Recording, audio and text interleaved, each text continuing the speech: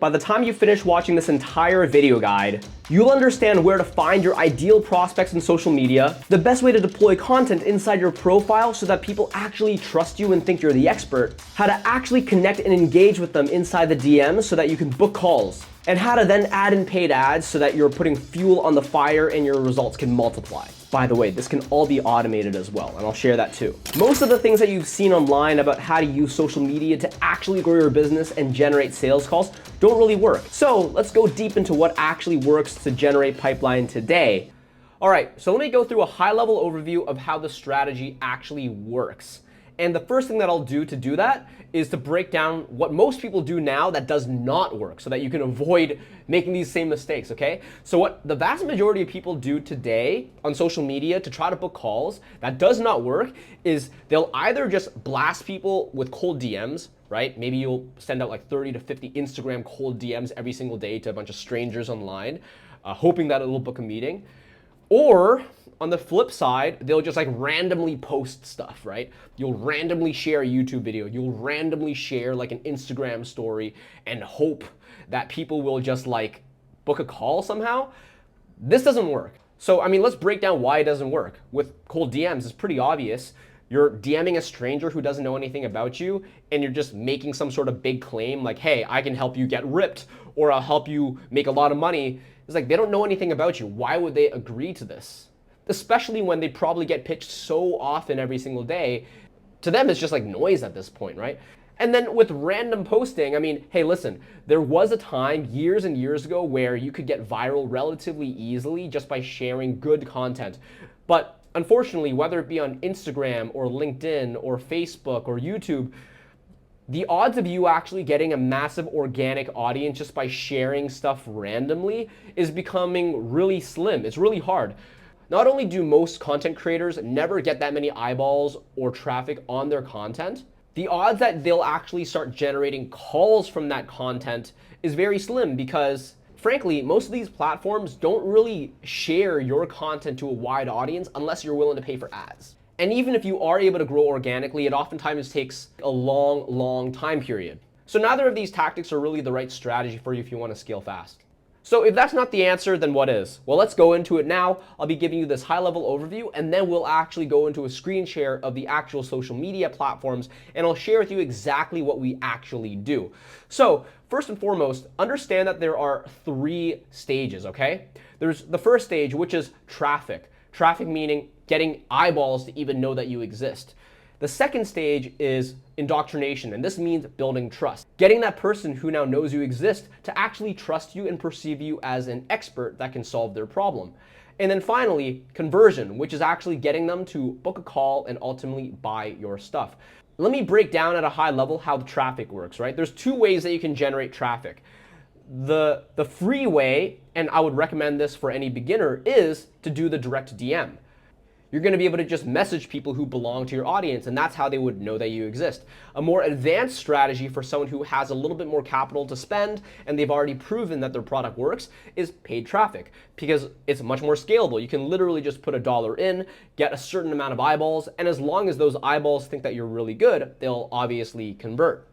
Now, I really want to emphasize this, right? What people typically do wrong is that they think that just by sending out a message or posting an ad, that is on its own enough to get a call booked. But what they don't understand is just because someone knows that you exist doesn't mean that they're going to trust you enough to book a call. And that's where people usually make the mistake, where they don't have enough indoctrination. They don't have enough content. So this is actually where the content comes in, where you're sharing a lot of value. So this is actually where we build enough trust that ultimately people will think that we're the expert, right? So if you think back to the framework here up top, the reason why random posting of content is insufficient is because when people do this, not only is oftentimes the content just not that good, but beyond that, a lot of people actually think that sharing of content is what actually gets the traffic. But if you look at this framework, sharing content is not actually what gets you the traffic. Content on its own is really just a mechanism to build trust with those who are already following you. Traffic is going to be earned by DMing people, or it's going to be earned by paying for the traffic. And then you send the traffic to your content, and that content is what gets the trust. Do not rely on the content on its own to be what gets you net new eyeballs. If you share a random post on Instagram or on Facebook, realistically, the only people that'll see it are the people who are already following you. It is not a reliable way of getting net new eyeballs or building your audience. Lean on these methods above to actually get those eyeballs. Now, once you have the content, assuming it's good, then you should in theory be able to convert some of those people, right? Because you're gonna have calls to actions, you're gonna be able to prove to people that you're an expert. Some percentage of them should be booking a call. That being said, not all of them are gonna be booking a call because some people are very passive content consumers, right? Think about even you. How often have you been following someone on Instagram or YouTube, yet despite loving all their content, you've never actually booked a call with them? And it's because people, just generally speaking, don't wanna take the initiative. So where we also see additional conversion is if you have an appointment setter, where because you're already in the DMs, where this person essentially can DM any of the people who are following you or engaging inside your social media, and instead of just waiting for them to book a meeting all on their own, you can just proactively push them to. Having a conversation in the DMs and saying, hey, thank you so much for following me, thank you for engaging in my content, what's your story, what are your biggest issues, and through that ability to build rapport and discover right in the DMs, you're able to actually build a relationship and then just proactively say, hey, why would we not jump on a call? We can just fix your issues right now.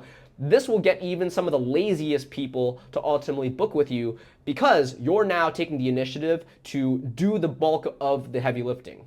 So that's a high level overview. Now let me actually move into my screen share so I can actually show you what you'd be doing inside the social media platforms themselves in order to generate these calls. So I'm gonna be discussing a couple things here for all of these platforms, LinkedIn, Facebook, and Instagram.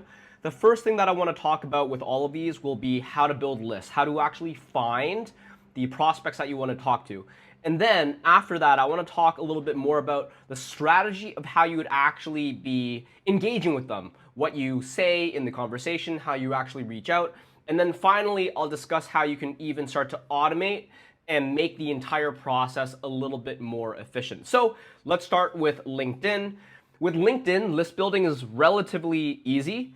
And the reason why is because LinkedIn inherently is trying to help you actually identify all of your ideal customers. That being said, if you want to have the full power of LinkedIn's database, you will need to pay for Sales Navigator because the normal version of LinkedIn's filtering leaves a lot to be desired, okay? But Sales Navigator is relatively cheap, and if you can even generate one customer from it, it'll pay itself over like 10x. So that being said, I would recommend that you use Sales Navigator, okay? So how do you actually deploy Sales Navigator? Well, essentially, you're able to input all of the different search criteria that you are looking for in terms of your perfect audience base. Geography, industry, how big their company is, how long they've been at their respective organizations. So this gives you a lot of power in order to actually go after the perfect people that you want. And frankly, there's a lot more filters that you can use. For example, do you have any mutual connections with them? Are they interested in specific topics or part of specific LinkedIn groups? So I'll let you kind of explore this on your own time, but the idea is that you have a lot of flexibility to identify where your customers are.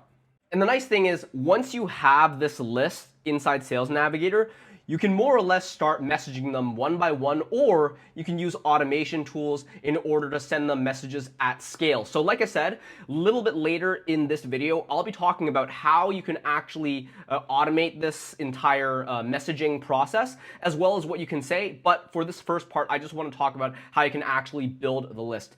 Now with Facebook and Instagram, it's a little bit less automated. Because of the fact that they don't necessarily want you to have such easy access to find your ideal clientele. So on Facebook, my recommendation is you start to target people who are part of groups that have a similar type of interest or psychological profile as your clientele. So for example, let's say you're selling to software founders or SaaS founders, then obviously you would try to go after a group which has SaaS founders. And you can literally just type in SaaS, and you could see all these groups that contain people that are also interested in this particular topic. So these are great places that you can go and start to prospect out of. And then all you need to do if you actually want to prospect these people is you could just go into the member section like I've done, and then you could pretty much just go into the newest join members, add friend, and then send a message. So, I mean, obviously compared to LinkedIn, it's a little bit clunkier. It's not quite as UI, UX friendly because Facebook doesn't necessarily want you to be prospecting in this way, but it's still very much doable. Keep in mind with Facebook, if you just start adding a bunch of people who you have no mutual friends with, Facebook will think that it's a little bit odd, and they might stop you from adding a friend request or sending a message. So best thing you do is you can start with the people who you are already mutual friends with. And if you don't actually have any mutual friends at all, then the best thing that you can do is maybe just engage in the group, share some content, reply to other people's posts and whatnot, and then start adding those people as friends, have a little bit of a conversation with them. And then from there, because you'll have now more reach in the group, you'll be able to add more people, so on and so forth. Another method that you can use on Facebook to go after your ideal audience is building your own Facebook group. This is a little bit more advanced because obviously building your own Facebook group requires that you also create content and you got to find people to join your group in the first place. So I actually have another video that talks a bit deeper about Facebook group strategy. So just check it out either here or here. But the benefit of having your own group is that it's much easier for you to actually start conversations with these people because they already know your face. You've already earned a little bit of goodwill with them. You can share content. You can even see here that recently I just made a post saying, hey, I have this piece of content. If you want it, just comment below and you can get it. And a lot of people commented. And these people I'll just DM, have a quick conversation with, and they're someone who actually wants to talk to me, so it's a little bit easier. And generally speaking, it's just a bit better to talk to people who've seen a bunch of your testimonials and they've been in your ecosystem and they trust you already. Literally anyone who joins your group or comments on your stuff, you can obviously just send them a DM and you can have a conversation there. And that's a really great way to build a list. And the nice thing about having your own group is once you hit, say, 1,000 members, Facebook starts thinking that it's a little bit more credible, and you'll actually just start getting random people join just because Facebook is recommending it in the algorithm to other people who are interested in that specific topic. So for me, I get people all the time just randomly find my group because they're also interested in growth. And it's not like I tried to market to them, they just somehow found it because Facebook's recommending my stuff. With Instagram, the way that I would try to find my ideal tribe, the people who I would sell to, is I would essentially just follow other people who sell to a similar audience. For example, Austin here, he has a pretty big following and he sells to people that are trying to learn how to become an agency owner or an entrepreneur. So a lot of his followers are going to be pretty similar to my ideal buyer. So what I'll actually do here is I'll just pretty much poach his followers because it's all public information. I could very easily just find whoever's following him and I could just add them and DM them. So those are pretty much the ways that I would go and find the lead lists, whether it be on LinkedIn, Facebook, or Instagram. All right, now let's talk a little bit about what you actually are going to be saying to them in the DMs, because obviously the purpose of social media is that you want to book meetings, and the best way to book meetings is not just sharing content, although that's helpful, but it's also going to be engaging with them directly in the DMs and try to talk them actually into booking a call with you, because even if they like you, most of them are going to be too passive to book a call all on their own without you actually being a bit more proactive. In my channel, in these videos that I've created, I've spoken at length about the importance of actually not just trying to pitch right out of the gate, asking for a call. It's really important that you build a bit of rapport, earn some goodwill by sharing valuable content that is like relevant and helpful to them. So I'm gonna give you some examples here of how our setter team actually manages some of these conversations. And I'll do this on all the channels, all right? So first let's look at LinkedIn, right?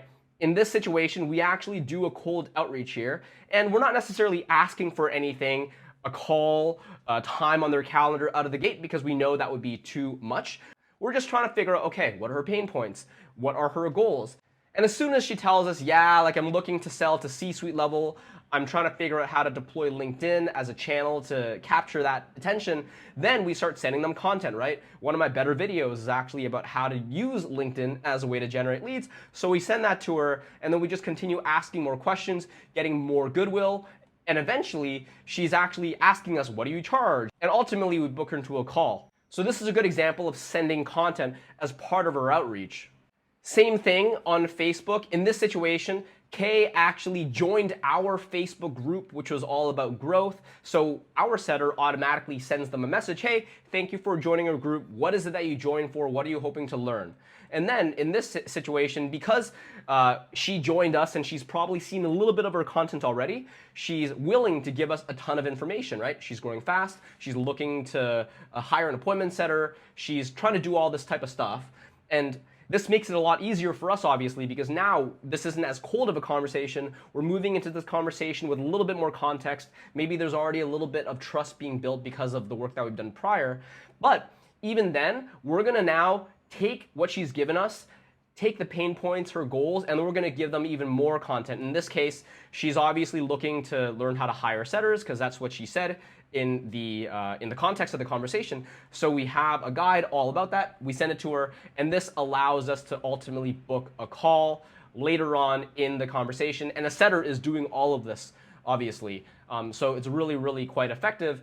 And I promise you, if you're just doing cold outreach on its own, whether it be on email or social media, and you're not sharing any content, if you're just trying to go for the kill right out of the gate, it's going to be very challenging. The reason why we book calls is because we have content, right? Here's another example, right? Sebastian actually found us on LinkedIn. He's been binge watching a bunch of our YouTube videos. And obviously I've talked about this extensively in my channel, the value of having long form video content that they can just binge to the point that they'll even just DM you. They'll make it so much easier for you to ultimately book a call because they come in already kind of warm. So he wants to connect.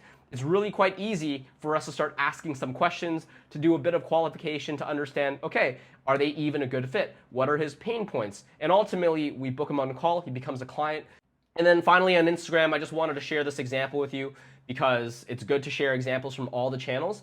Here's one of the story highlights that I've made, just sharing content, sharing easy access to my YouTube channel, as I've mentioned before. And then Fernando here just DMs me. He stumbled on our video talking about a bunch of different things, and he's now asking us questions. Whenever people do this, it makes it a lot easier for us to have a conversation, qualify in the DMs, and ultimately book a call. So this is really, really effective, and you can do this literally across every single channel. So of course, if people are coming to you via them outreaching because they saw your content, it makes it really easy. But even if you're doing totally cold outreach, as I've shown you before with Leora, as long as you're adding value and you're giving away free content, and you're asking questions to qualify before you try to book the meeting, you will be able to generate lots and lots of calls. And then it's just a matter of volume, right? Are you willing and able to spend the time to send out 20, 30, 50 messages a day across every single channel that you're utilizing, or having even multiple accounts on every social media channel in order to expand your volume? Now, the question that you might have is, okay, this sounds relatively manual, and this sounds like it would be very time consuming. And of course, I don't want you to spend like 1 billion hours doing all these DMs, because then you don't really have time to be a CEO or a business owner working on strategic initiatives such as hiring or client fulfillment or things like that, right? So that's why I want to share with you in these last couple points in regards to social media, how you can start to automate and put all of these action steps into a bit more of like an autopilot procedure. So with LinkedIn, it's relatively easy because you can literally just use a tool called Dripify. Pretty much it's just an automation tool, and you can pretty much just take one of the searches that you've built on Sales Navigator, throw them into this tool, and it'll automatically just blast out conversations and messages and connection requests to all those leads. And you can see an example of here, right? I'm going after this specific lead list. I just uploaded it from Sales Navigator, and now it has this multi-step campaign where I'm pretty much able to put in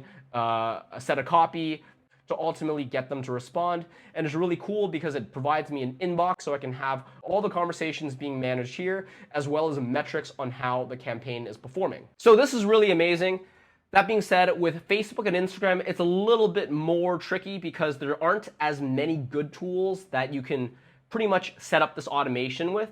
So what I normally do with both Facebook and Instagram is I just have a virtual assistant or an appointment setter that their full-time job is to pretty much just DM anyone who follows me or engages with me and just sends them a message. For example, hey, thank you for joining my Facebook group. How's everything been going, right? Or they respond to conversations that are being DM'd to me, and they'll also just set a target for themselves where every single day they'll reach out to 40 to 50 people. And we'll obviously just give them a conversation script and an opener that they can use that they can just do again and again and again. So in this situation, we'll actually automate by delegation. And whether you're using technology or people, both ways are leveraging another resource outside of your time so that you can ultimately be more productive and achieve more results without you needing to sacrifice and spend your own energy and bandwidth. So that is an overview on how you can really actually generate lots and lots of calls with social media. All right, so now you can see my LinkedIn profile, and we're going to be talking about a couple things that you can do to optimize it so that you can actually start booking calls. So the first and the most obvious thing is that I have professional headshots taken. You want to use this because if you don't have professional shots, it's going to look just unprofessional. I mean, I don't really know what other word I can use to describe it. So spend the $100 is really not that much money. And if you can come across as being more of an expert authority in your space, then it's going to ultimately pay off in the long run, and the first impressions really do matter. If you've been lucky enough that you've been able to perform on stage, present, speak, shows that you're in a position of authority, then use those pictures as well because it makes you just seem more credible. The next thing that you're going to want to do is come up with your LinkedIn headline. And this is really important because it'll essentially tell your audience exactly what it is that you do and who you help. And you can actually see here, I directly call out my ideal buyer, and I even talk about the specific thing that I help them with. You don't want to just say, oh, I'm the CEO of so-and-so company and leave it at that, because that doesn't really actually tell people whether or not they would be a potentially interesting fit to work with you, right? So for example, if you sold fitness products to help mothers lose weight, then you would literally say that in your tagline. Now, the next thing that you're going to want to do is set up this link here, which will allow you to drive your traffic to wherever it is that you want to go. So you can push this to a website, you can send this to your call booking page, and in my case, I actually send them to my YouTube channel where it shows them how they can build out systems that will ultimately generate them more leads and clients. And the reason why I do this instead of just sending them to a call booking page is because most of the people that will be heading to my LinkedIn profile probably have never met me before and they don't necessarily trust me yet. Maybe that's because I sent them a cold message, or maybe they just found me randomly on LinkedIn. And if that's the case, they're not going to be ready to convert on my website or my call booking page yet. So instead, I want to build more trust. I want to give more value up front. And that's why I've spent all this time to create content, and getting them to binge down my content is going to make it way easier for them to ultimately book a call. And actually, on my YouTube, I have links for them to actually book a call. As well, in the video itself, I have a call to action that'll just speak out loud saying, hey, if you're following me on social media, just send me a DM. Let's have a bit of a conversation in the DMs, and that way we can talk about whether or not I would be a good fit for you. So if you actually want to set up this link, you're going to have to actually turn creator mode on, because by default, creator mode is not on. And without creator mode, you're not going to be able to do a couple different things, such as LinkedIn Lives or building a newsletter, but namely, you're not going to be able to set up this link. So turn it on and you'll be better off for it. Now, the next section that you're going to want to set up is the featured section. And this is going to have just primary content that you're going to have pinned to the top of your feed. So for me, I also have my YouTube videos here. I'm going to push them to the core YouTube video that I think is the most valuable. Now, below the featured section with all these pinned pieces of content, you actually have your overall activity. And consider this almost like your wall. This is just your recent content that you've created and shared. And the cool thing about LinkedIn is you can actually decide whether or not you want to be pinning videos or posts or comments. And for me, because I'm more of a video-centric person, that's why I've chosen videos to be the default format that I pin. But if you're more of a writer, then you could just have all of your written posts be pinned instead. As long as your written content is good, then by all means, go for it. Now, the next section here is the About section. Now, I will say, if you do not turn on creator mode, the About section actually will show up higher in the screen. However, when you do turn creator mode on, what it does is it actually makes your content the most important thing in your profile, and then it lowers the About section all the way down here. So the About section, what it really is essentially where you can explain what your business is all about, who you help, how you help. A lot of people misuse this because they just use it as like a way to talk about their life story, or they use it to talk about like essentially resume things, which I know for your dad probably is the correct way to use LinkedIn, but for us as entrepreneurs, as people trying to sell and move products, you want to be able to use this more as like a copywriter or like a landing page in a website. So I talk about who exactly I help, what their biggest problems are, and how I actually can serve them. And I even, once again, reference that they should go and check out my videos above if they want to see me solve these problems for them. So once again, really trying to make this as effective as possible from a sales perspective. Now, in terms of the experience section here, I would say this will depend on what your previous jobs were. If you've had a lot of jobs in the past which are directly relevant to the entrepreneurship venture that you're doing now, then having just your previous jobs and your accomplishments there is sufficient. For me, as an example, like my business, Attract and Scale, we help people with lead generation and content marketing and client acquisition. But the reality is, even before I started my company, I've already been in that world for like 8 years, right? Before my own business, I was the head of sales at Hired Hippo, which is a software business.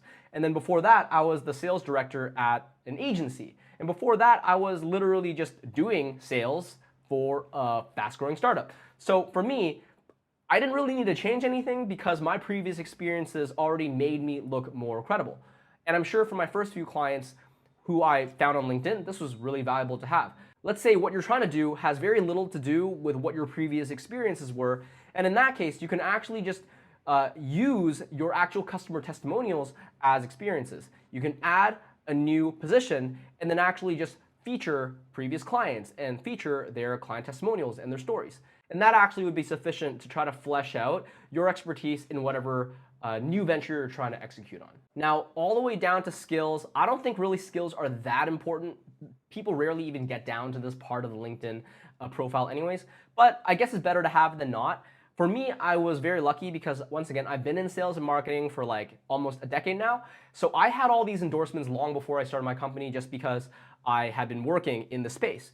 But if you don't have any of these endorsements yet, fear not. All you can do is pick the 3 to 5 that you actually think are the most important for your entrepreneurship venture. Maybe that's weight loss, maybe that's negotiations, whatever it is. And then just ask your friends, ask your family, ask your ex-girlfriend, ask your existing clients, ask your employees and your previous colleagues or whatever, and just get them to endorse you. It's not a big deal. It's actually relatively easy to do. And like I said, most of my endorsements didn't come from me needing to ask because they just thought I was actually an expert, and that's great. But for you, if you've never done this before, then just go and ask, and it's not that big of a deal. Recommendations, same thing. I've never actually gone out of my way to ask because I just don't think that people even really get down to this far in the LinkedIn profile. But if you want it, it's better to have it than to not have it. But for me, I do have some recommendations from previous colleagues that say how good I am at what I do.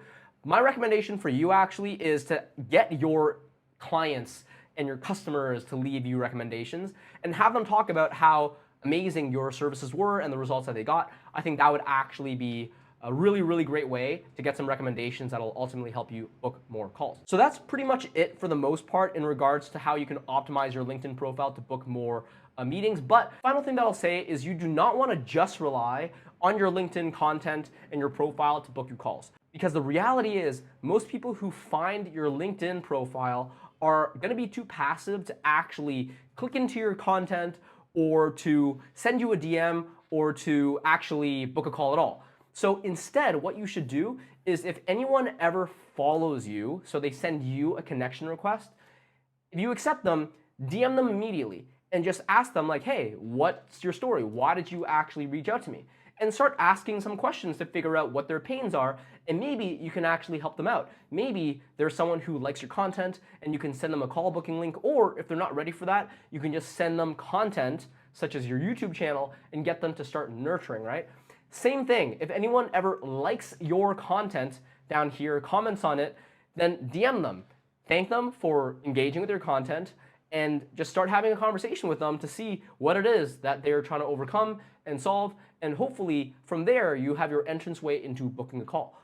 And overall, that's actually how you can optimize LinkedIn. Don't be passive. Don't think that everyone is just going to find your content and book a call all on their own. Be proactive.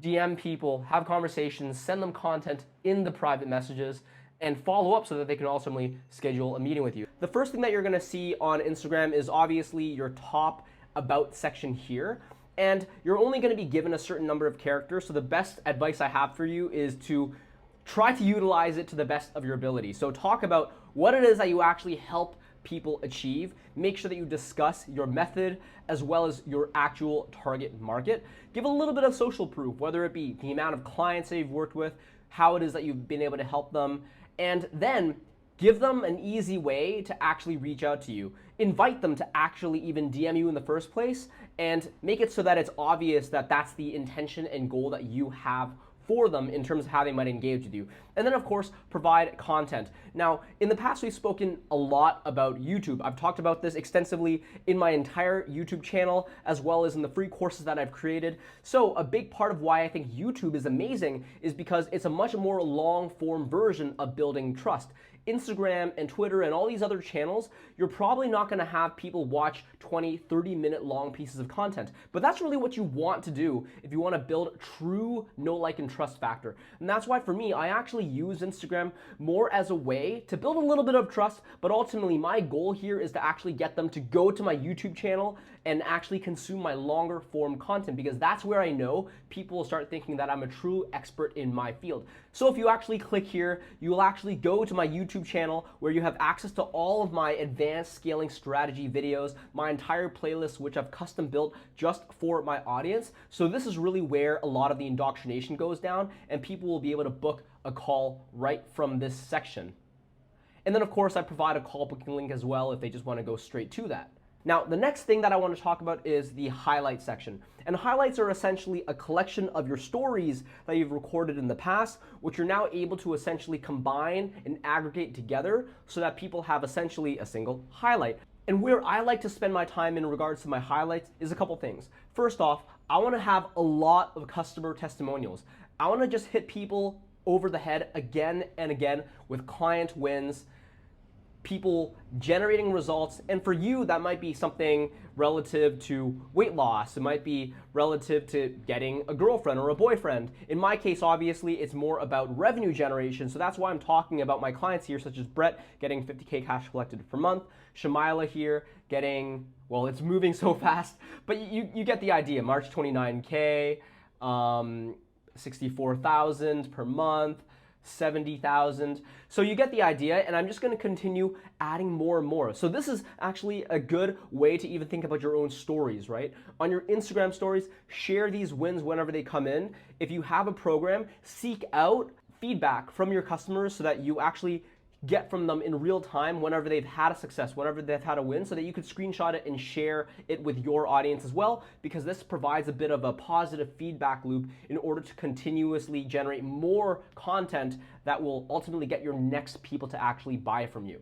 Now, the next section that I like to have in my highlights are all my free trainings, because not everyone's going to necessarily go to my YouTube channel and go through and find all the content that makes the most sense for them. And that's why for me, I've kind of taken the best videos that I like and I've put them directly into my story sections here and my highlights, and they can just access the YouTube links live from Instagram. So once again, on the logic that I said before of using Instagram in order to just drive qualified traffic to YouTube, which is the more impactful place that I'm going to be actually leveraging in order to get people to know, like, and trust me and want to book a call with me. Now, I think for me, lifestyle is a really big part of why people end up wanting to work with me, because they want to be able to generate more money, work online, live anywhere in the world, essentially have a remote team that allows them to have a freedom lifestyle. So whatever it is, the lifestyle that you're also selling your particular clients, share it, right? When you look at my stories, I'm talking about traveling, I'm talking about friends, I'm talking about all the adventures and experiences that my job and my business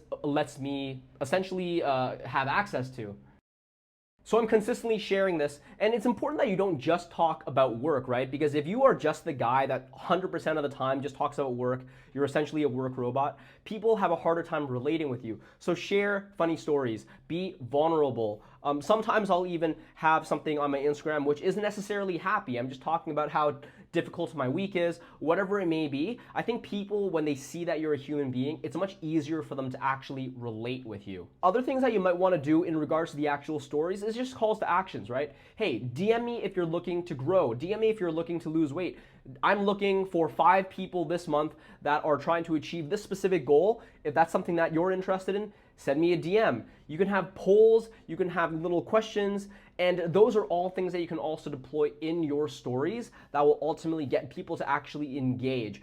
If you were to compare your Instagram to, say, like a brick and mortar store, I would almost say that all of your posts here in your wall and in your grid section, it's almost like the clothes that are being put on the windowsill on display. You're not necessarily gonna buy because of that, but it might actually get you in the store. So that's really what this content is. You wanna have enough of it, and that it's high quality and that people follow you and subscribe to you and start paying attention. But as far as how you actually get people to convert, it's going to be your stories. It's going to be your highlights. It's going to be the links that you're sending people into your YouTube channel. That's going to be where people actually end up converting and having deeper conversations with you. So you definitely want to be focusing a lot of your energy in your highlight section, in your stories. And then you can allow the reels to be more the credibility builder to get someone to even follow you in the first place. So with that being said, let's talk a little bit about your wall. What does that look like? For me, most of this content are just minute-long reels, and I actually have made this to be mostly just 1 minute,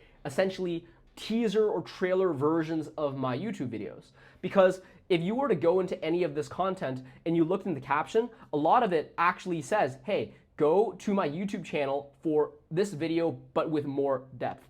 And I'm pretty much using this content as a way to, once again, get people to go to my YouTube channel. Now, not to say that if people just see this video on its own, they wouldn't learn, but there's only so much content that you can really deliver in a single minute, right? So I'm probably gonna avoid talking about anything extremely tactical, and I'm gonna defer to YouTube for that. Sometimes I'll be more likely to just talk about higher level tactics or mindset things. And something that actually I've found to be pretty effective is thinking about what are all the objections that people tend to come to me on a call with, such as, oh, I don't need content, or I could do this myself by just watching your videos. Why would I need to pay you if you're already giving all this free content away? So a lot of those objections that I'm oftentimes getting, those are actually really quick ideas that I could put into a minute-long reel. Hopefully, if they watch it, they can enter my sales calls having already overcome some of those objections. So that's actually a high-level overview of what I like to do in regards to my reels. Now, other things that you might do outside of just reels are these like little carousels where you're trying to just give as much value as you can, but in written form. So I actually just cheat. I use Twitter, and sometimes I'll just screenshot some of my better performing posts on Twitter. But even when I think about how to create these from a Twitter perspective, I'm really just trying to essentially come up with what is a very quick and snappy, maybe list form piece of content that I can provide, which will immediately help someone overcome a certain problem or achieve a specific objective, right? So for me, something that I made recently is, hey, if you want to scale to 100K per month, you might need to hire an appointment setting team. Here's exactly how to do that step by step. And I more or less just go through a pretty in-depth instruction manual of how they can do that. So there's a little bit more variety in my feed than just having videos. That being said, the key with Instagram, beyond just the content alone, is that whenever someone follows you or whenever someone actually engages in your content, don't be passive. Don't wait for them to actually DM you or book a call with you. Actually reach out to them, right? Send them a message and say, hey, thank you for following me. Thank you for actually engaging in my content. What is it that you're actually struggling with? Take the initiative. Try to book them into a call, or in the DMs, send them to your YouTube channel or send them to the best content that you have, and that way they can continuously nurture. Don't just wait for them to ultimately take the next step on their own, because they oftentimes won't. And if you do all of these things that I've just mentioned, I guarantee you'll be able to continue scaling and generating more calls with your coaching, consulting, or agency business using Instagram. So let me actually dive into the meat and bones. What even is a setter? Well, a setter is someone who actually helps you schedule meetings and fill the calendar. And obviously, having a huge pipeline is gonna be the lifeblood of your business. But the problem is, if you as a CEO are spending all of your waking hours filling the calendar with prospects, you probably don't have the time to do other incredibly important things, such as working on the product or working with client fulfillment or more strategic things such as hiring or improving the actual product itself. So by being able to delegate and automate the entire process of meeting booking, you can win back your time, work on the business, and the lifeblood of your business, which is meeting generation, is fully taken care of. If anything, it'll be even better than it was before. So what are the sample use cases that you can actually execute on in order to utilize a setter to push your business to 30, 50, 100K per month? Well, let me list off a couple to you, right? One of the things you can do is follow up with all of the people who are engaging inside your content, whether it be on Twitter or Instagram or Facebook. I'm sure you've noticed that whenever you're sharing content or stories, there's always people who engage with that content, or maybe they even follow you. Every single time that happens, you need to be DMing them, because getting them to actually have a conversation with you is what's going to get them to book a call. Just them seeing your content and them engaging with it doesn't mean that they're ever gonna actually just book on their own. In fact, most prospects are very passive, right? For example, right, I have a YouTube channel. I get thousands of views every single week, yet only a small percentage of them actually book, despite a lot of these people really liking my content. When I'm proactive and I actually reach out to them directly on social media and I talk about how they enjoyed my videos, and I'm able to actually progress the conversation, figure out their issues, and then proactively get them to book, it works significantly better. Here's a couple examples, right? We have Chad here, one of my clients. He more or less says, hey, I saw some of your content, yet for whatever reason, he did not book a call with me, so we now actually have to have a bit of a back and forth DM conversation, and then eventually he does become a client, he eventually does start closing deals with our help, and he eventually does pretty much make money on our engagement incredibly quickly. Other examples, right? Julie, same thing, saw a bunch of content, never booked a call. We had to DM her before we were able to successfully book her into a call. Same thing with Elaine. Saw our content, never booked a call. We needed to DM them, engage them directly, and get them to actually progress to the next step. Now, the next use case is if you just wanted to run your cold outreach, right? Let's say you sent out 50 or 100 messages every single day on social media, but of course, as soon as the person replies, you need to be able to then respond and get them to actually book a call. A setter can do that. Now, what if you run paid ads? How could setters help you with paid ads? Well, imagine if you are generating 100 leads every single week, but you're relying on all of these people to just book on their own because they saw some VSL or downloaded some ebook of yours. That's incredibly inefficient. Instead, if you're collecting their phone numbers or if you're collecting their social media URLs, having a setter actually proactively hit them up on the phone and be like, hey, I noticed that you joined my Facebook group. Hey, I noticed you opted into the ad. I noticed that you downloaded the ebook. I noticed that you checked out our video. What's your story? Can we jump on a call, right? You're gonna be able to immediately generate 30 to 50% more calls just by being proactive than if you didn't at all. And finally, a good setter not only can book meetings, but they can even do the initial 15-minute discovery call for you so that you could triage, qualify, disqualify, and save your closers a ton of time. And case in point, we actually have 3 setters in our team right now running on all those different use cases that I just talked about. And our main setter in particular is generating between 10 to 20 calls booked every single week. You can actually see our tracking here. And the craziest thing is we do have a lot of content. We do have a Facebook group. We do have a YouTube channel. But despite that, all the content only really gets us between 3 to 5 bookings every single week if we're talking about people who just auto book by finding a calendar link. So over 80% of our meetings actually come from a setter being hyper proactive. So I get it, right? You're probably thinking, Lloyd, okay, setters sound great, but how do I actually deploy this? And that's a really good question. And you definitely want to deploy this correctly because when you don't, you'll actually waste a ton of time and money. Not just the money that you'd be paying your setter in terms of their compensation, but think about all the time that you're gonna have to spend when you're interviewing, when you're actually trying to find the right setters. Think about all the wasted leads that you're gonna be probably just lighting on fire if you give it to a setter who just cannot actually communicate to prospects effectively.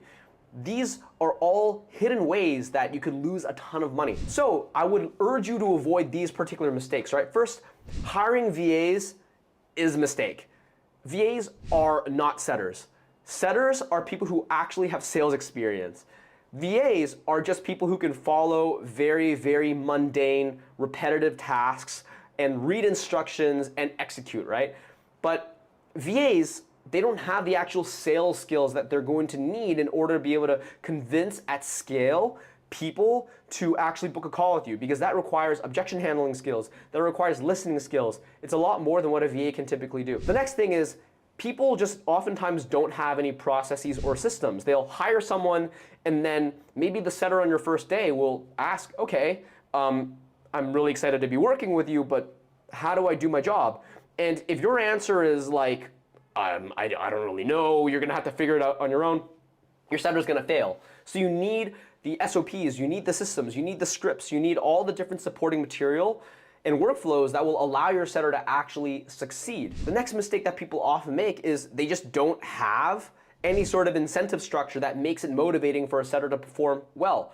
For example, not having a base. If you don't have a base, your setter is going to feel very panicked throughout the entire experience, right? A closer could potentially make $10,000 a month because it's such a high upside role. They're making 10, 15, 20% on the entire close. So yes, maybe you're not paying them a base at all necessarily, but the upside that they have offsets the risk.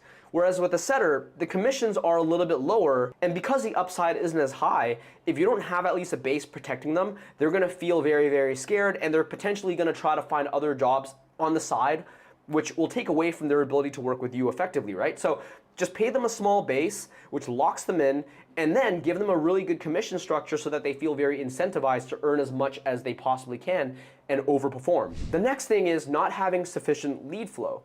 A lot of people make this mistake of thinking that an appointment setter, I'll bring them on and they can just do pretty much 8 hours a day of cold outreach.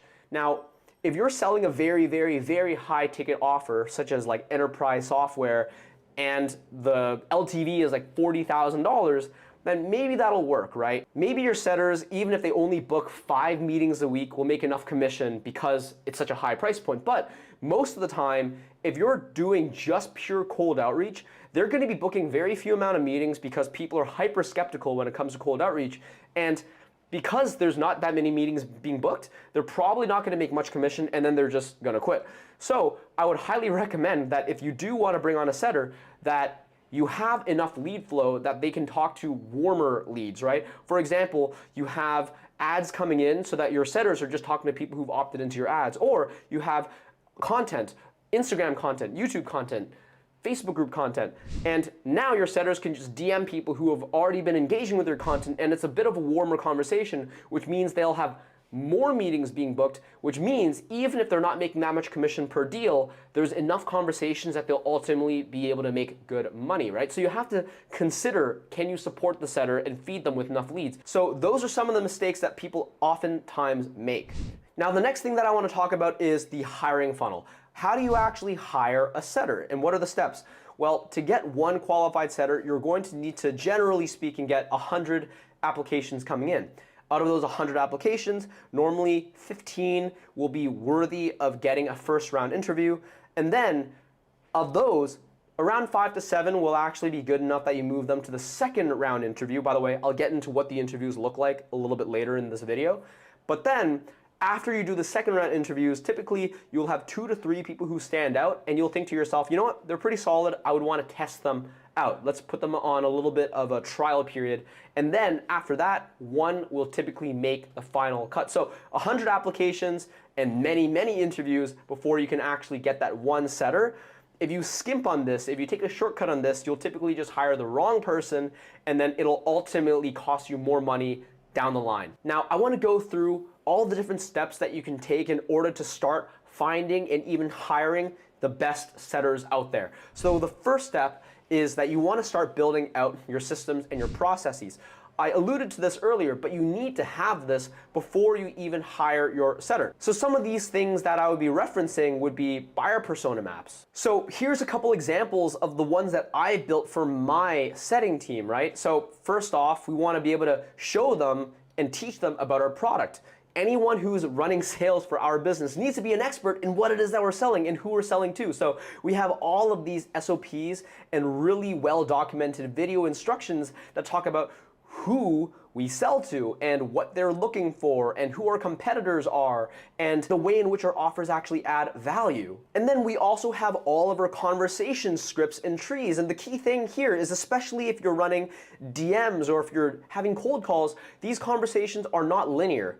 They are going to reflect, they're not linear. They actually will change depending on the way in which your prospects respond to you, right? So you need to have almost like a tree, a set of if-then statements which allow your setters to be able to adjust based on the situation. So we've built all of this out so that it's incredibly easy for our setters to actually succeed when they're talking to people and maximize the rate at which they can book people into meetings.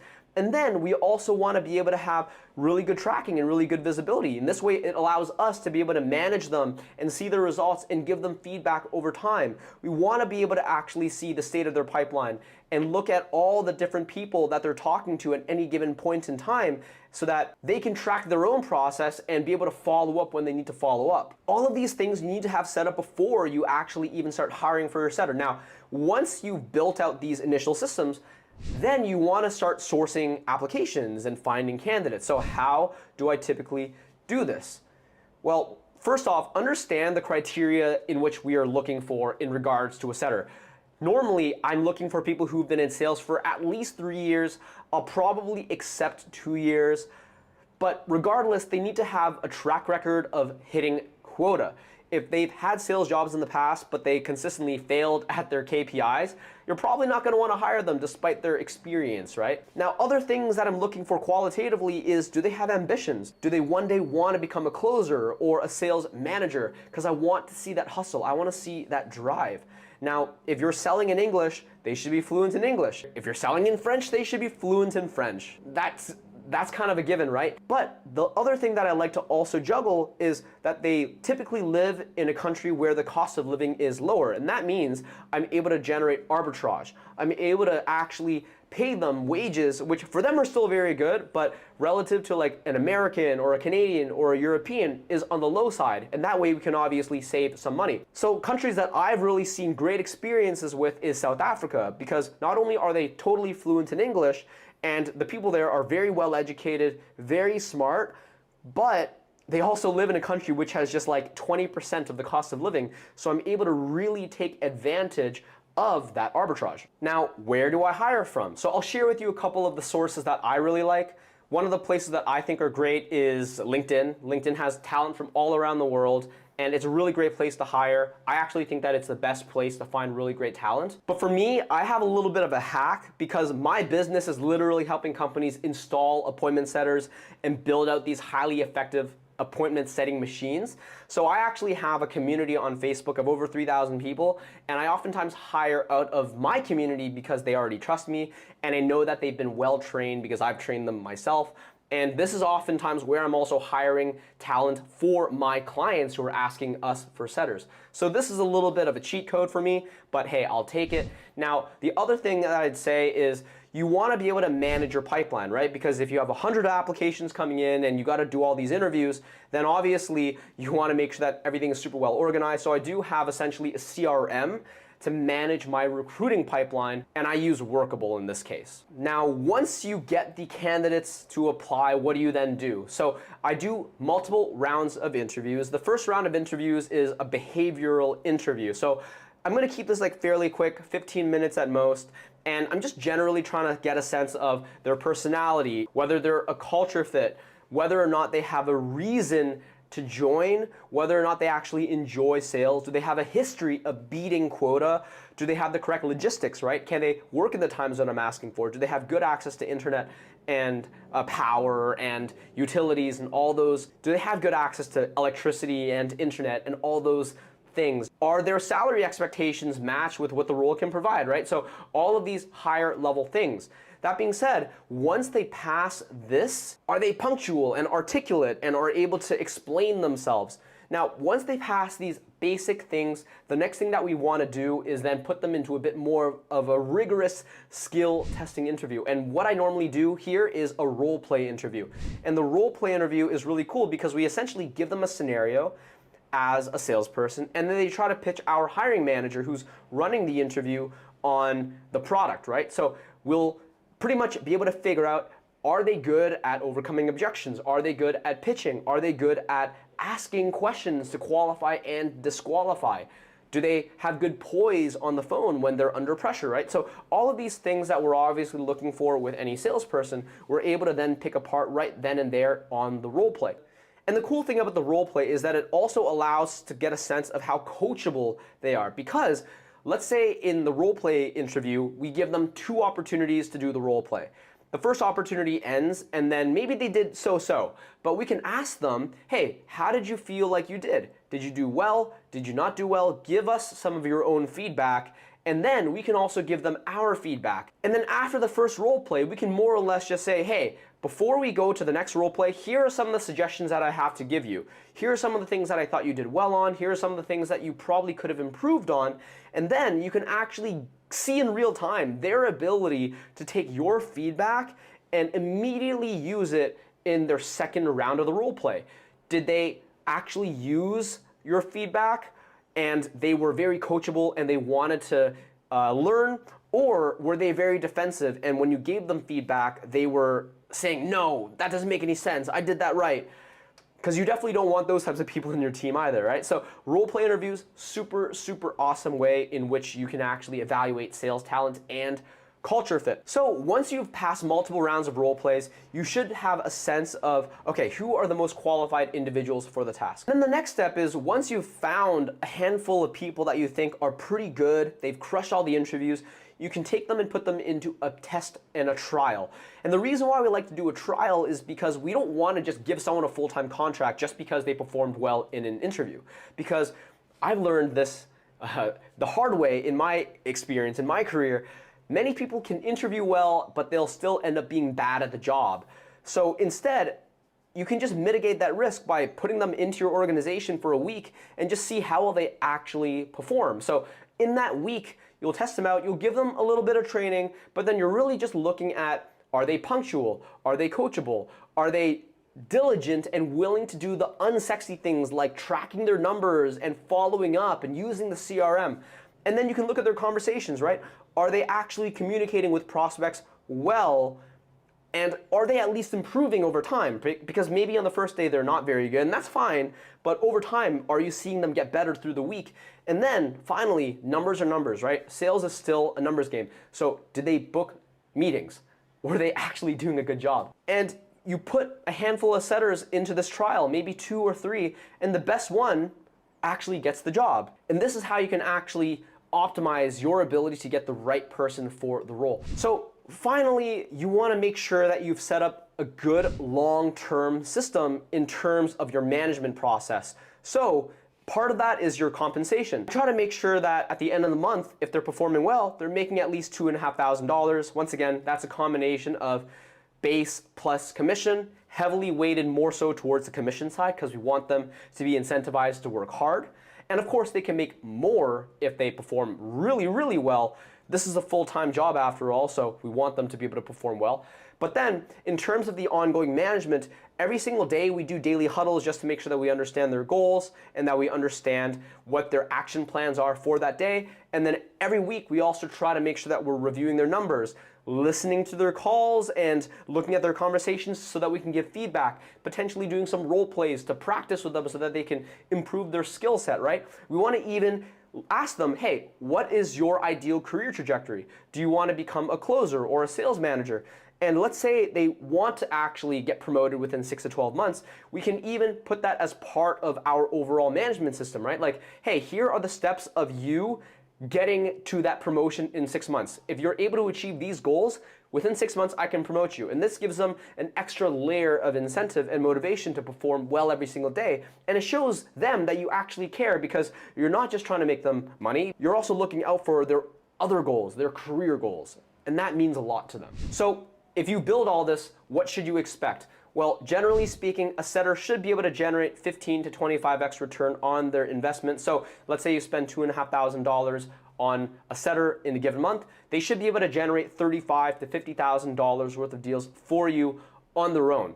So it's a really, really solid ROI. Once again, assuming you have a higher ticket offer and you have sufficient lead flow. For our own business, actually, within the first 2 months of us hiring our first setter, we doubled to $60,000, which is really, really cool. And we've had many clients see similar results, right? We were able to help Fernando get from 0 to 100K per month. He deploys setters with his LinkedIn automation system. Christopher actually joined us also when he was at 0, and we were able to help him also scale to 6 figures per month. Manjeet, here's like literally an example of him within a week and a half of deploying his setter, able to book 20 calls, closing 2 of them. He hadn't actually jumped on all the calls yet, so I'm sure he eventually closed more. And he actually generates around like 65-ish, 70-ish a month right now, right? Ria, we gave her a team of setters. She's doing around 90 to 100K per month. So the list goes on and on, right? Travis, 30, Brent, 50 in 30 days. I'm not gonna bore you with all of these different numbers and case studies, but you get the idea. The system really does work. The first method that I think is great for beginners, but probably not the best strategy if you're looking to scale into the 7 figures per year level, is to go strictly organic only. Now, what I mean by that is typically people are just sending out outreach. They're trying to go into Facebook or Twitter or LinkedIn or Instagram, or maybe a combination of all these channels, and they're trying to just send out as many DMs every single day as they possibly can.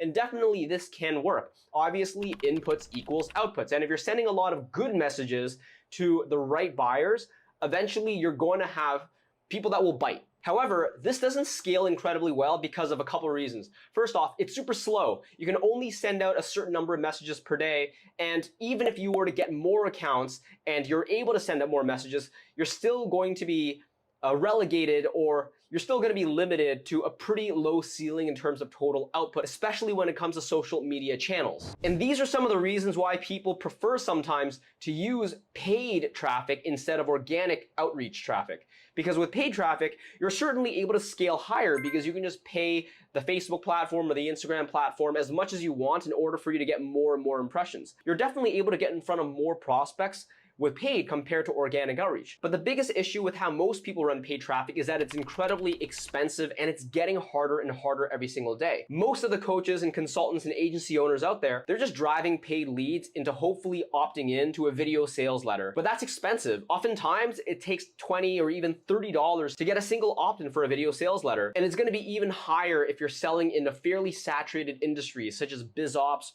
or make money online offers. And because of the fact that there's so much marketing these days, because everyone's doing video sales letters and webinars, the conversion rate on this has only gotten lower and lower. So these days, you're lucky if you can even book a sales call for $200. Most people that I'm talking to are probably spending over $250 or even $300 and up when it comes to getting a single call booked from a VSL funnel just like this. So although paid traffic can be amazing, we're hoping at least to run paid traffic in a way which is more profitable, has a lower cost of customer acquisition, and just in general more efficient. And this is why I highly recommend you to hybridize the funnel, to combine paid traffic and organic together. Because what organic outreach and having an organic setting system is really great at is that it allows you to minimize the cost spent to generate clients. You're really maximizing the amount of value that you can get for every dollar. Now, where paid is really good at is it just gets you in front of more people with less effort. So ideally, we can fuse both of these systems together. So the way that it works, and you're going to be able to see this right here. So the first thing that we're going to want to do is we're going to drive paid traffic not just to a video sales letter or webinar. Instead, we're going to drive paid traffic into some sort of organic content repository. So that could be your Facebook group, which contains a community and you're sharing all of this content, or perhaps you're driving them into a LinkedIn video, which educates your LinkedIn audience about a specific topic that you're really an expert at. Or maybe you're sending someone to an IG reel that has performed really, really well, which is once again, highly impactful. Regardless of whichever option you choose, the basic idea is that we're still going to be using that paid traffic to drive someone to a piece of content that will nurture them, but we're not necessarily looking for them to convert and book into a call right then and there on that asset. Instead, what we just want to do is have that person either follow our Instagram channel or like or comment on the LinkedIn video or join the Facebook group. And once we actually have that interaction inside the social media channel, we can then send them a DM on that social media channel saying, hey, I noticed that you engaged with my content, or I noticed that you joined my Facebook group. What's your story? So now you're actually getting a much warmer, qualified lead who's already engaged with your content and knows a little bit more about you. And what this allows you to do is now you've actually gotten people to raise their hands. Prospects who have actually engaged in a piece of content of yours, you know that they like it, and now you actually have their social media profile in which you can DM and have a conversation with them. So this actually allows you to have not only significantly more scale and significantly more people that you can DM on your social media profile, it also minimizes the amount of cost that you're spending on your paid traffic. Because normally when you're actually driving traffic away from Facebook or Instagram or LinkedIn, and you're trying to get someone into your own website to try to convert on some sort of webinar or some other opt-in, that's when things get really, really expensive. Whereas when you're just using paid traffic in order to push people into an organic native social media post, and you're just getting them to engage there, that's significantly cheaper. And now you actually have a warmer lead entering the DMs instead of a totally cold lead who doesn't know anything about you. And from there, if you want to actually send them a link to your VSL or even send them a link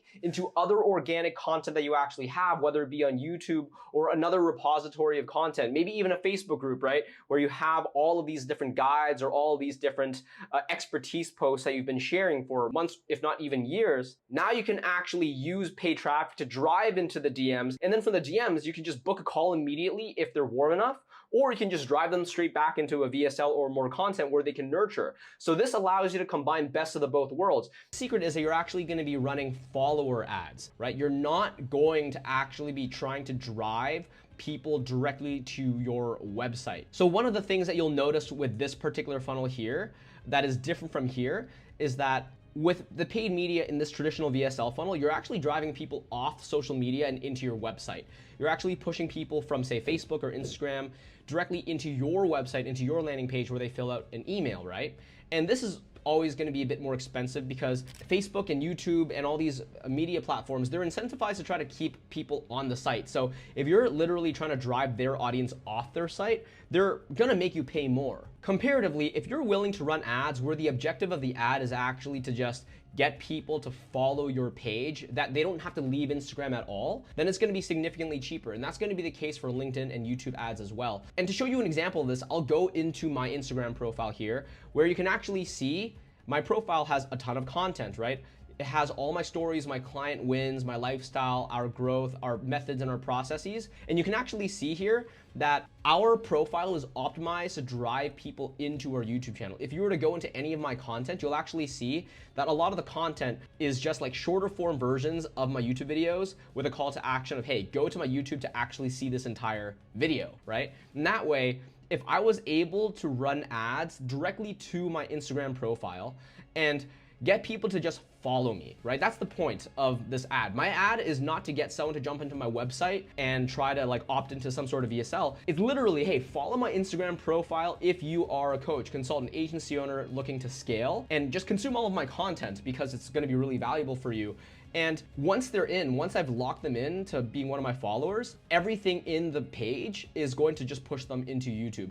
And that's exactly how we do it. We run follower ads and we try to just get engagement ads, which are way cheaper. And then the beautiful thing is not only do we get them to go to our YouTube channel and subscribe to us there, and now they're gonna continuously get more and more and more and more of our YouTube videos, but now we can actually DM people, right? Because unfortunately with YouTube, you can't DM people. Whereas with Instagram, you can. And having a setter allows you to then follow up, right? Because the problem that I think with the VSL funnel is that you send someone by spending $30, $40 to get them to a VSL opt-in, then they watch it, but then you don't actually have an ability for you to truly follow up. Maybe you've gotten them on an email nurture, but the thing is, email is a very one-sided communication, right? People are typically not going to be responding back to you once you've sent them a marketing email. So having that setter that can actually now DM them and follow up with them and potentially hit them up multiple times over the course of weeks in order to maximize the ability for you to convert that lead into an actual call and then into a client is just much, much more effective. And the thing is, you can still collect their email upon them joining your Facebook group or however else you end up choosing to build out the top of the funnel paid side of things. But if you have the email nurture and you're also able to get them to follow you on social media, then you can now indoctrinate them on both sides, right? You can indoctrinate them on the email side. You can get them on the social organic side, or you can even just have the setter, once again, continuously DM them over time and send them content directly. So this is really the power of combining both paid and organic together. Now, I will say that this only works if you have a setting team, right? Because it's pretty unrealistic that you can do this all by yourself if you don't have a setting team. And given that paid is all about volume, if you're driving like thousands and thousands of impressions into your LinkedIn or your Facebook group, then you're probably going to have hundreds and hundreds of conversations on all these different social media channels. And the only way that you're going to be able to manage them all and follow up and send them access to your YouTube channel or your other content is if you have a setter who just really understands how to manage these conversations and track and follow up and just be pretty much maximizing the paid traffic that you're spending, right? That wraps up the free course, and I really hope that you enjoyed it. I spent a ton of time on this, and I'm super proud of the work that we've done here. Implement it, use it, because I know if you do, you'll be able to generate lots of value. However, I do want to be real with you for a moment. As good as this content is, there are a few flaws. The first flaw is that I wasn't able to tailor the content to you specifically because obviously thousands of people are going to be watching my videos and I got to make sure that it's relevant to everyone. But your business is unique. You have a unique audience, you have a unique offer. So the strategy still needs to be modified for your use. And the second thing is that I just had to leave out some details because honestly, this free course is already pretty long. So I had to leave out some shortcuts, automations, and best practices. You can absolutely try to execute all of this on your own, despite all of this. And I'm sure you'll be able to get some positive results. But it's also very likely that you will run into some issues, whether it be your copy doesn't work, or you can't figure out the right list to build, or your lead magnet isn't converting as well as you'd like. So on one hand, you could go and try to do all of this on your own, take months or maybe even years to try to solve it, crack the code. But I think the downside with this method is that it will take you a long time. And in that time, you're actually going to be costing yourself a lot of money, not just because of the failed experiments costing money, whether it be in softwares or ads or whatever, but also it's the opportunity cost that you're sacrificing by not getting the results now if you knew what the system actually was. And how stressful would that be if your lead flow issue persists for yet another 6 or 12 months? I really do believe that the better solution is to just work with an expert that already knows exactly how to implement this. And that's what my team and I can do for you. Because my team and I can sit down with you and customize a working plan just for you and your specific situation. No cookie cutter templates, and certainly no you needing to do a bunch of trial and error all on your own. We'll work directly with you and your team. We'll figure out the copy, the lead magnets, the entire strategy from a 90-day, 180-day, and even from a full year perspective. And then we'll go as far as to set up your automations and even build out a team for you so that you can make this entire system run on autopilot. Less stress, you save time, you get to your results quicker, which is ultimately what you want to do in business, right? So here are some of the results that we've gotten from the last 4 years of working with our 140 plus customers. Chris Chow, he actually started with us when he was still in the early days. I think he might have only had 2 or 3 customers at this point. And now his online tutoring business does well over 6 figures per month. He has a full sales team and he's automated his entire lead generation process. Manjeet as well. He has a real estate investment consulting firm. When I first started with him, he was actually still doing all of his business development by just cold DMing random strangers online. And that was okay for an early stage business owner doing around 10K a month, but now he's consistently doing 60K per month and above, and he doesn't need a cold pitch anymore. People actually know who he is because he's become an expert in his space, and he's also delegated his entire lead gen to his sales team once again. And the final example that I'll give is Ria. She actually helps nonprofits fundraise with her consulting firm, but when I first met her, she was just launching a brand new product, and within 30 days of working together, she was able to launch that product and she was able to cash collect over $90,000 in that single month. Pretty impressive if you ask me. And the biggest change for her was that prior to meeting me, she was just relying on referrals, her network, none of which was really scalable. So once we were able to actually systematize an outreach process with content and a sales team once again, she was able to really scale quickly. These are just some examples, right? We've worked with over 140 plus companies around the world, whether it be in software, coaching, consulting, agencies. The key similarity is that they all want to grow and they want to do so systematically. No more just hoping or praying. And listen, today there's more competition than there has ever been before. Everyone wants to work online. Everyone wants to start their own businesses. And because of that, the stuff that used to work in 2018 don't really work anymore. If you try to do the same cold outreach tactics or the same paid ad strategies that people used to do 4 years ago, that stuff will not generate results. And doing that will just mean that you're going to lose to your competition. But there's no reason why you have to do that because we've already cracked the code. We've solved it. This isn't something that's new. So just talk to us and we'll give you the blueprint. There's no risk, right? Book a call with us and we'll just talk to you and give you some of our ideas and recommendations. We are not going to hard sell you. Believe me. In fact, we'll try to make that call as educational as our content is. And that way, no matter what, you'll see value. But obviously, I'm hoping that on the call, you'll realize, wow, working with Lloyd and his team might mean that we'll get to our results in half the time with double the chances of success. And if that's the case, then we'd love to work with you. But hey, if you jump off the call and you think, you know what, I can do this without any help, be my guest. Go for it, right? We just want to be able to add value. So once again, no risk, book a call down below. If you don't think that you're ready for a call yet, then just send me a DM on social media and we can have a bit of a conversation there as well. Hiring or learning from Lloyd is the best shortcut we could have ever taken to being able to do 30 to 40,000 in organic in a couple of months. We probably could have figured it all out.